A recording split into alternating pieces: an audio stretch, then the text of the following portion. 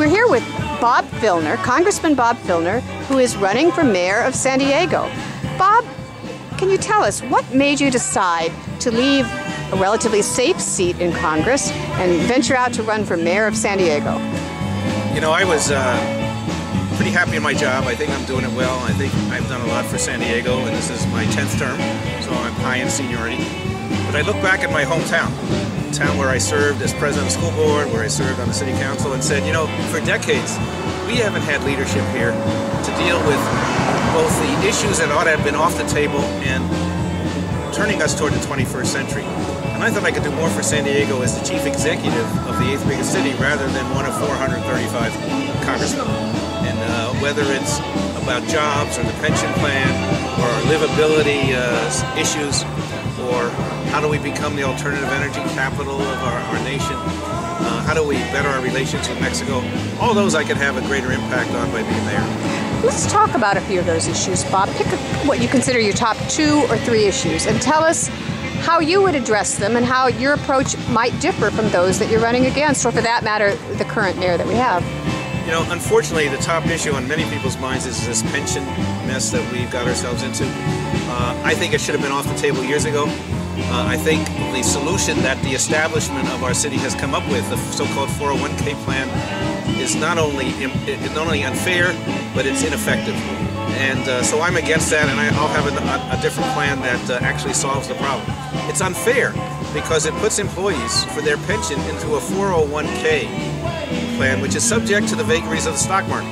If you had a 401k and that's all you had, and you had to go through the last 2 weeks of watching Wall Street, you'd probably die from fright. But in addition, what most people don't know, the city employees do not have Social Security. Really? So they would be left with nothing.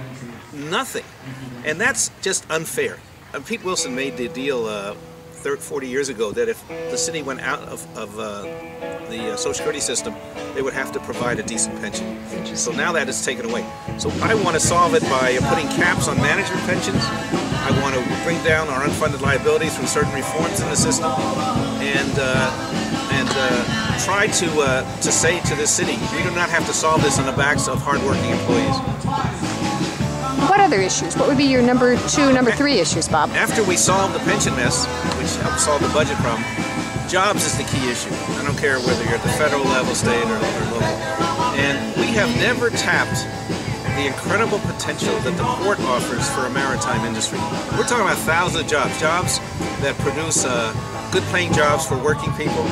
You know, since we lost the defense industry in the 90s, we have never really replaced that middle level of jobs that are good-paying, allow people to buy a home, send their kids to college, whatever. A maritime industry which would employ thousands of people would do that. We've got to keep nurturing our biotech industry. We've got to become the alternative energy capital of the world, which will help jobs. How would you do that? And one last thing, we leave $6 to $8 billion a year on the table because our border is very inefficient. People can't cross the border to shop and spend money. We could fix that. That's a no-brainer. Bob, I would like to hear more about your plan for green jobs and sustainability for San Diego. And I realize you're running for mayor of the city, but also to the degree that this could be a region-wide thing that might even affect people who live out in, say, East County who are looking for jobs. You know, a chief executive, the chief executive of a city or a state or the nation can do things that a legislator can't. For example, we can begin to mandate that city buildings, for example, are solar powered. Or the school system is solar powered. Once you have that demand, then businesses respond to it.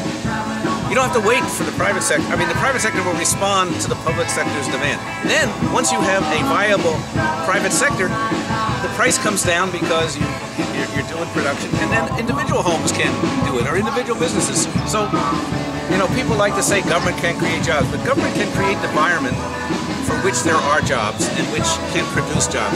So all we have to do is have a policy in the city, and then you can begin to get new construction has got to have solar construction and recycling. That spurs on industry because the demand is built into the system. That's what we should be doing.